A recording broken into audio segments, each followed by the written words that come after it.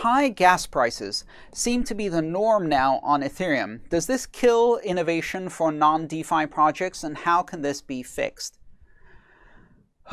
Yes, it's a problem, but it's not an unsolvable problem, and it can be fixed probably in exactly the same two ways, maybe three ways that it could be fixed in Bitcoin. So how do we fix high fees in Bitcoin? Three ways. Increase the underlying block size, which creates problems with decentralization elsewhere. Implement various forms of sidechains, or implement a layer 2 technology, which is effectively a sidechain per payment channel kind of idea, where you have a framework for creating lots of sidechains which are payment channels. And Ethereum can do all three of these. But again, Ethereum already has a much bigger blockchain, because it's recording a lot more information in order to keep state of smart contracts and record the data that these smart contracts rely on. So it already has a bigger problem than Bitcoin in terms of the growth, the accelerated growth of the underlying blockchain. So how is this fixed? Well, the first fix is with the introduction of Ethereum 2.0, we have a concept called sharding. And what sharding does is essentially it partitions the blockchain into a number of, let's call them sidechains or shards, that contain a subset of the data and then synchronize with each other.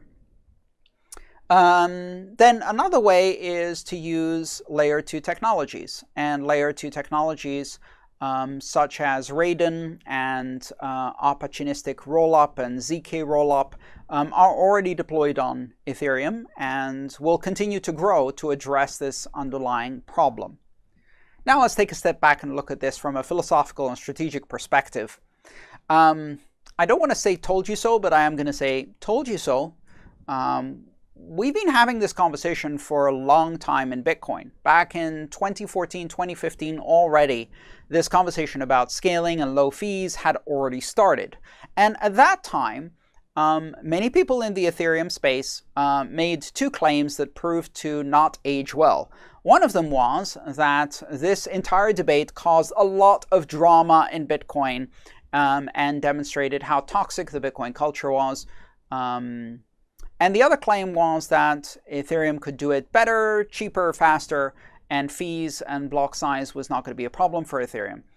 Both of those claims ended up being untrue. First of all, as soon as we had very serious issues to debate in the Ethereum space, some toxic attitude came out there too. And a lot of the early kumbaya feeling that existed in Bitcoin too, or also in 2012, 2013, everybody was kumbaya in Bitcoin, quickly disappeared in Ethereum also once you had significant controversy to debate.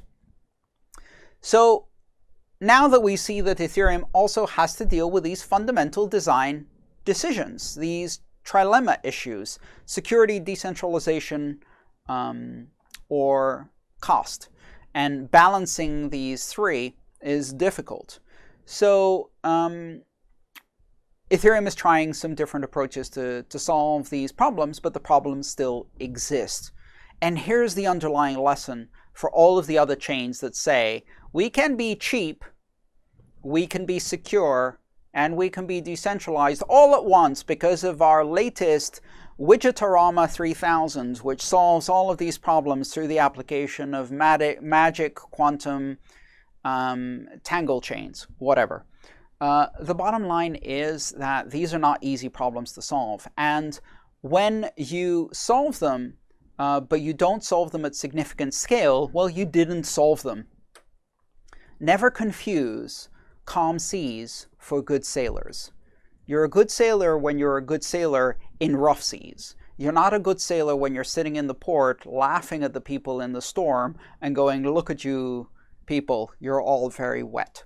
The bottom line is that both the difficult choices and the drama that happens as a result of tackling difficult choices are going to come to any chain that is lucky enough to become successful enough to matter.